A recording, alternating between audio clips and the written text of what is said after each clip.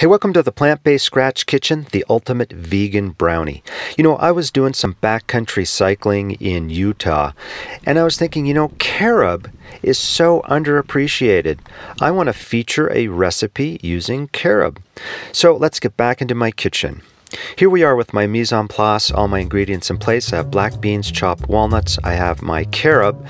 Looks like cocoa, but it does not taste like cocoa. It's caffeine free. It's still high in phytonutrients and is naturally sweet. I have applesauce, maple syrup, apple cider vinegar, some coffee substitute. This is optional, but it's made from roasted figs and almonds, and it has a hazelnut flavor.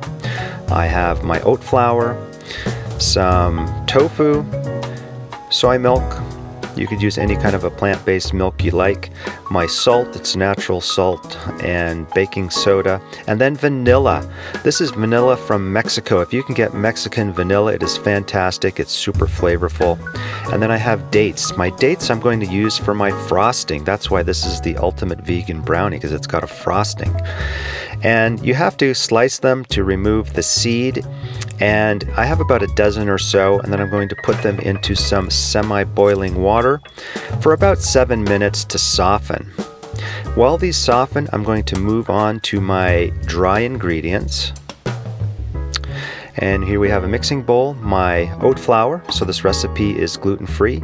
I'm adding my coffee substitute, and about a tablespoon of my carob. Now again, carob is an acquired taste, but it is fantastic. I love it. And you don't get headaches from because it's caffeine free. And then we add the salt and the baking soda, and then we just stir, and we'll come back to this. Now let's move on to the wet. So I have my black beans, my soy milk. You could use, again, any kind of a nut milk you like, and my applesauce. So this recipe does not have any added oil because I'm using applesauce to replace the oil. Apple cider vinegar, and then maple syrup. If you want this to be a little sweeter, you could double the amount. This is a couple tablespoons, but you could double or triple the amount. And then my tofu, and then blend for about 10-15 seconds. Then we're going to combine the dry and the wet ingredients.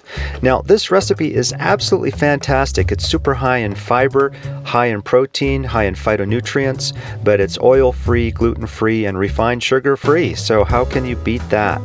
Now, as you stir this, if it gets a little thick, you could add a little bit more of your soy milk or whatever nut milk you want, oat milk, any of those will work just fine.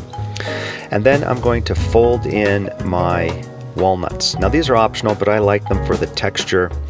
You can see this is a little thick. Now I have had to spray a little bit of canola oil spray on an 8x8 pan. This keeps my batter from sticking.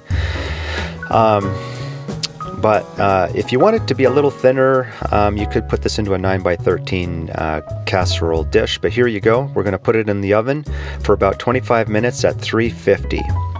So it's about 3/4 of an inch thick. Now my dates have gotten nice and mushy, and these are perfect for the frosting. Now I could just use a masher and mash it and combine all my ingredients, but I am going to use the blender. So I added carob, some vanilla again, some peppermint extract. This gives it the mint flavor.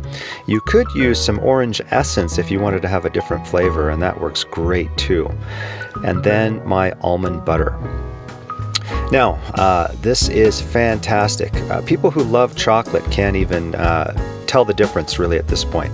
So I took my brownie out of the oven, I let it cool. Now I'm getting ready to dress my brownie. I have the frosting on top, a little bit of carob sprinkled on the plate, some strawberry to garnish and give it some color. And this is ready to enjoy. I hope you enjoy it. I really enjoy it. My family does too.